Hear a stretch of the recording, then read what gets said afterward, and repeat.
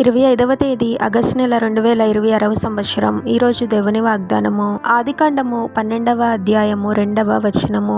నిన్ను ఆశీర్వదించి నీ నామమును గొప్ప చేయుదును, నీవు ఆశీర్వాదముగా నుందువు. సహోదరి సహోదరులారా, మనకెంత జ్ఞానమున్నా, ఎంత కష్టపడినా, ఎన్ని ప్రయత్నాలు చేసినా ప్రభు యొక్క కృప ఉన్నప్పుడు మనము విజయాన్ని పొందుతాము.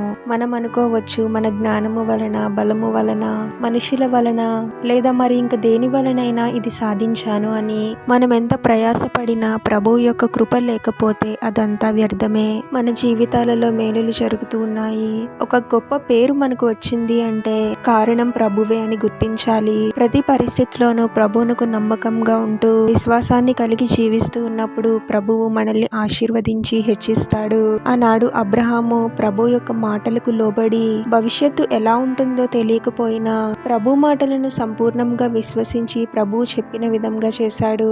ఆ తర్వాత ప్రభు అబ్రహామును గొప్ప జనముగా ఆశీర్వదించాడు. మనం కూడా ప్రభు మాటకు లోబడే వారముగా ఉండాలి. ప్రభు ఏదైనా మనకు చెప్తే ఆలోచించకూడదు, కానీ ప్రభు నాకు తోడుగా ఉంటాడు అనే నమ్మకంతో ముందుకు వెళ్ళాలి. ప్రభువు మన చేయి విడిచిపెట్టే దేవుడు కాదు. ప్రభు మాటకు మనం లోబడినప్పుడు ప్రభు యొక్క సన్నిధి ఎప్పుడు మనకు తోడుగానే ఉంటుంది. ప్రభువు మనల్ని ఆశీర్వదించినప్పుడు మన ద్వారా ఇతరులు కూడా ఆశీర్వదింపబడతారు. ఈ విధంగా ప్రభు మనకు తోడుగా ఉంటూ ఎంతో మందికి ఆశీర్వాదకరంగా మనల్ని మారుస్తాడు. ప్రార్థన. పరిశుద్ధుడవగు ప్రభువా, మీ పరిశుద్ధమైన నామమునకు తరతరములు యుగయుగములు మహిమ కలుగునుగాక.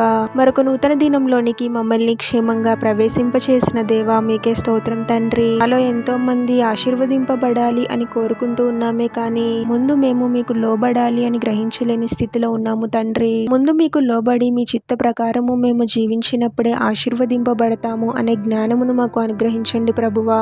మీలోనే నిజమైన ఆశీర్వాదం ఉందని మేము తెలుసుకోవాలి తండ్రి. జీవితంలో ఎంత ఉన్నత స్థితికి వెళ్ళినా మేము కలిగి ఉన్న ప్రతిదీ కేవలము మీ కృప మాత్రమే అని గ్రహించి ఎప్పుడు కృతజ్ఞతా హృదయాన్ని కలిగి ఉండే వారముగా మమ్మల్ని దీవించండి తండ్రి.